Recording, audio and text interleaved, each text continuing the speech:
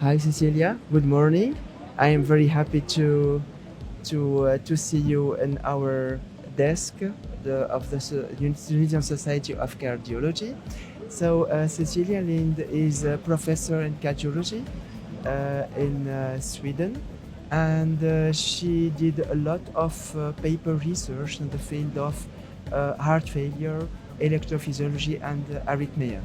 Hi Cecilia, how are you today?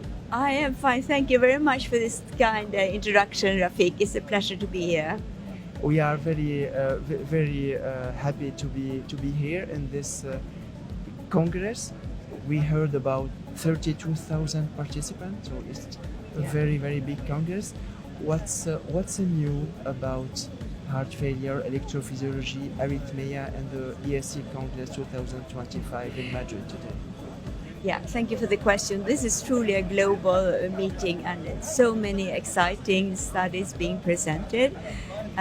Also in the field of heart failure, there I can see many sub-analysis of previous studies, such as on vericiguat and dapagliflozin, and also some very practical studies on detection of atrial fibrillation, on how to reduce the need for ventricular arrhythmia and shocks in an ICD patient, and the new era for digitoxin for treating atrial fibrillation. Yes, great. And what about in atrial fibrillation now detection? So it's with continuous monitoring. That's Yes. what we understand about detection. Yes, it's in European guidelines actually that if you're above the age of 65 and have risk factors, you should undergo an ECG regularly to detect atrial fibrillation. But of course, you hope that you can detect it also by new techniques such as the watch, which some people are actually using. I have patients who come in saying that they see that something happened. But it's also about having long-term monitoring, and the Amalfi study, which was presented here yesterday, showed that just giving a patient by mail a patch that they attach to their body for 14 days was able to enhance the detection of atrial fibrillation in high-risk people who were above the age of 65.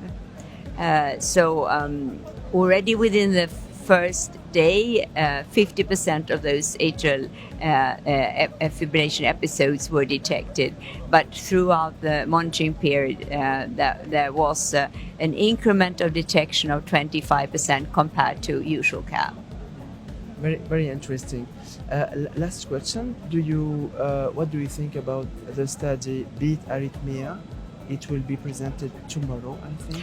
So you have to give me some little bit more information. It's a pulse field ablation for atrial fibrillation, and the endpoint is to stop arrhythmia and to treat definitely atrial fibrillation with a minimum recurrence and minimum adverse effects. Well, that's very exciting, because no doubt that pulse field ablation has really opened up a new era in atrial fibrillation therapy. It goes very much quicker. It seems to be much more efficient. It has less side effects, and it enables, because of the shortness, more patients to be treated. I think it's also fair to say that the earlier treat atrial fibrillation with a curative intervention, the less risk for recurrence. And so whether it's truly curative over very many years, before we used to say like 4 years, something like that. But those data were based on people who were treated on other indications. So I'm looking forward to those results. Then maybe also you want to know whether you have to continue oral anticoagulants, and that's, I think, the biggest question, because to date, we in my country continue for a year, and then depending on risk factors such as VAS score, we continue with giving such therapy. But then, of course, you hope that if you cure it there would be no need. I don't know whether that's the topic of the study, but it's also a very interesting aspect to Very study. interesting. Yeah. Even in the field of heart failure as well. It's Yes, very yes. important. Yeah. Thank you, Cecilia. Thank you for your time.